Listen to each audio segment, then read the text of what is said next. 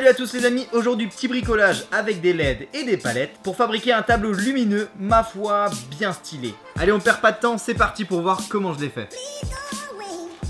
Alors pour ce bricolage, vous allez avoir besoin d'un kit bandeau de LED ainsi qu'un transformateur 240 volts en 12 volts. Et pour la structure du tableau, on a utilisé une palette qu'on avait déjà démontée au préalable. Bon, les planches ne sont pas en super état, mais c'est pas grave, ça va le faire quand même. Pour commencer, on a d'abord assemblé 4 planches de palette pour faire le fond du tableau. Et pour les fixer ensemble, on a utilisé un assemblage jig. Et pitié, je vous en supplie, si vous faites la même chose que nous, ne tenez pas la pièce avec les mains, mais utilisez un étau. Nous, on l'a fait comme ça juste pour gagner du temps. Ensuite, une fois que les trous en diagonale sont percés, il suffit d'y insérer une vis. Et en seulement quelques secondes, on arrive à avoir un plateau très solide. Ensuite, j'ai décidé de peindre le plateau en noir. Là, j'ai utilisé de la peinture acrylique et je vous avoue que je suis plutôt satisfait du rendu. Ensuite, j'ai utilisé la scie sur table pour venir découper en deux les supports de la palette. Cela a permis d'avoir 4 bons morceaux que j'ai pu utiliser pour fabriquer le cadre du tableau. Pour cela, tout bêtement, on utilise la scie à onglet pour faire des découpes à 45 degrés.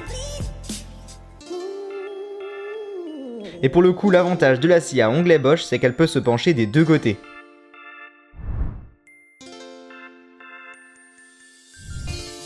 Après avoir découpé chacun des côtés, on a encore utilisé la même méthode d'assemblage pour les fixer sur le plateau.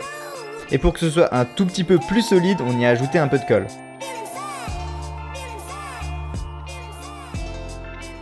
Ensuite, on a fixé le tout avec une sangle pour laisser sécher la colle.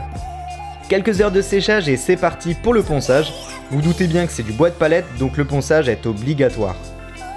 Ensuite, c'est parti pour le système électrique du tableau. Et pour commencer, on a un câble électrique qui lui sera relié à l'arrivée électrique murale. Ensuite, on a un transformateur 240 volts en 12 volts, ce qui va nous permettre de convertir l'électricité pour le boîtier des LED. Sur ce boîtier, on vient brancher le câble électrique que j'ai découpé sur le transformateur du kit LED. Ce même câble vient se brancher sur le boîtier des LED. Et enfin, dernière étape, le bandeau vient se fixer sur le boîtier de LED qui lui recevra les informations infrarouges de la télécommande.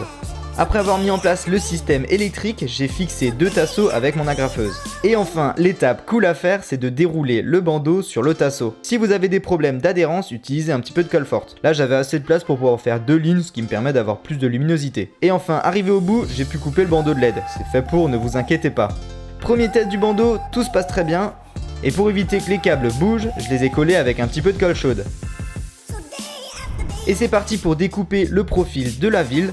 Donc là vous voyez sur mon smartphone j'ai une image, il suffit d'aller sur Google et de taper Skyline suivi du nom d'une ville. Pour découper chacun des morceaux, j'ai utilisé une scie à chantonner que j'ai reçue pour mon anniversaire.